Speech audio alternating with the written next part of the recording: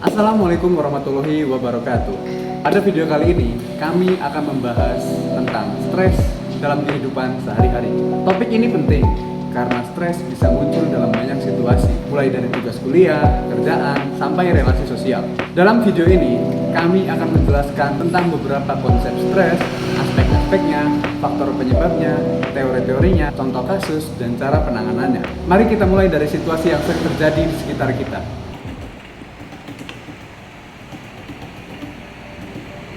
Aduh, tugas numpuk, revisi skripsi belum juga nih. Aduh, rasanya itu pusing. Aduh, gimana ya ngatasinnya ya? Aduh, kayaknya kamu tertekan banget sih. Kayaknya ini tanda-tanda stres. Nah, dari situasi seperti inilah kita dapat memahami stres secara lebih nyata. Secara umum, stres adalah tuntutan yang dihadapinya lebih besar daripada kemampuan yang dimilikinya untuk merespon tuntutan tersebut. Dalam psikologi, stres dapat dipahami melalui 3 pendekatan. Pertama, pendekatan stimulus, yaitu stres dilihat sebagai tekanan yang datang dari luar individu. Kedua, pendekatan respon, yaitu stres dipahami sebagai reaksi tubuh terhadap tekanan. Lalu yang terakhir ada pendekatan transaksional, yaitu stres muncul dari interaksi antara individu dan lingkungannya, terutama dari cara seseorang menilai situasi. Berarti satu masalah bisa terasa berbeda dengan setiap orangnya.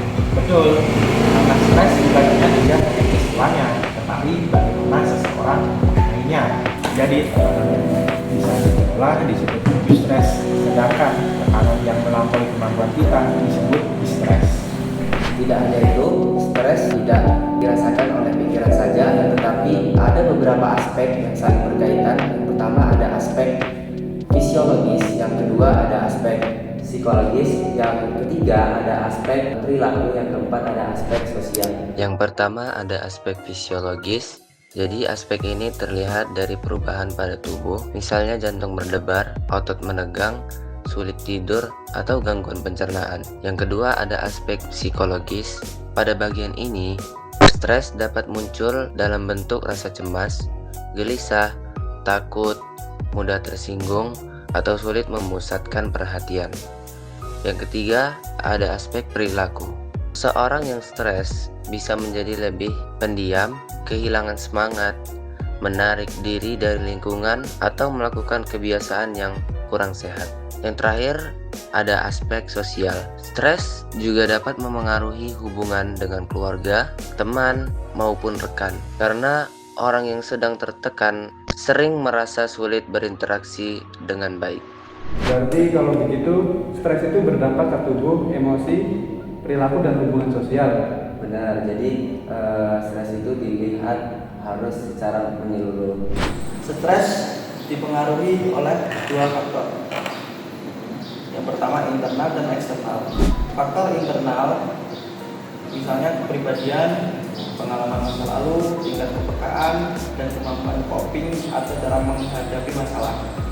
Sedangkan faktor eksternal bisa berupa peristiwa hidup besar seperti pengalaman yang cukup membuat kita merasa kehilangan, tekanan yang berlangsung lama, atau gangguan harian yang berulang seperti tugas, deadline, kemacetan, atau konflik. Jadi orang yang mengalami situasi sama belum tentu merasakan stres yang sama.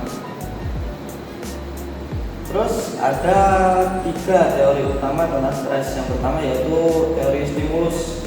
Teori ini merupakan teori yang memandang stres sebagai rangsangan dari lingkungan seperti konflik, tekanan kerja, atau kebisingan.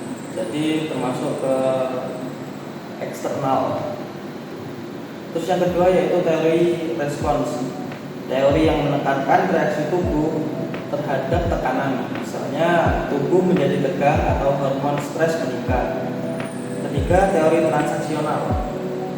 Dalam teori ini, stres muncul ketika seseorang menilai bahwa tuntutan bahwa lingkungan lebih besar daripada sumber daya yang dimilikinya.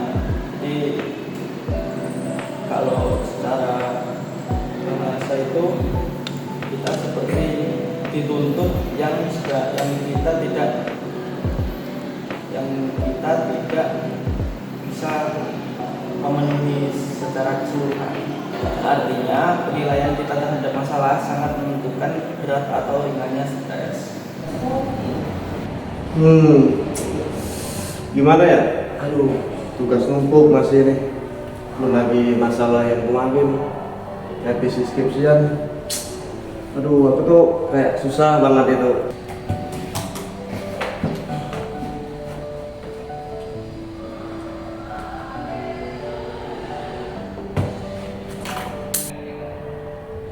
Oh iya ya, bulan ini adikku ulang tahun.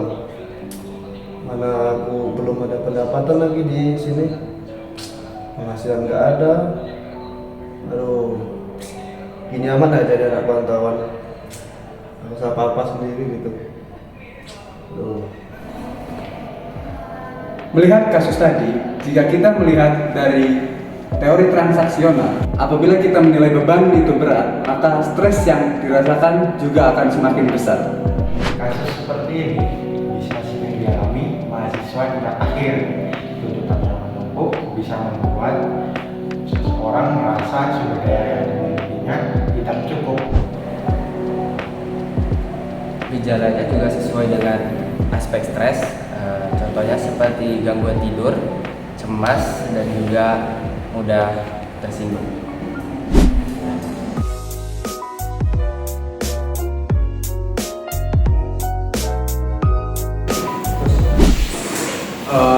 Sebenarnya kalau itu gimana cara kita mengelolanya? Sebenarnya ada beberapa cara yang mudah untuk kita lakukan mencegah stres.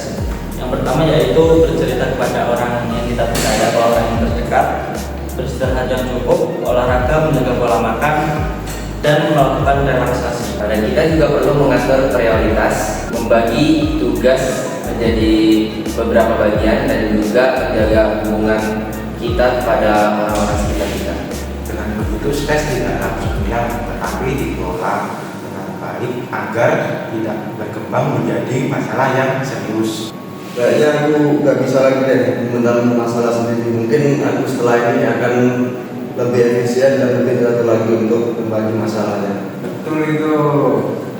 Oke, dari pembahasan ini kita bisa simpulkan bahwa stres adalah kondisi ketika tuntutan dirasa lebih besar daripada kemampuan individu untuk meresponnya.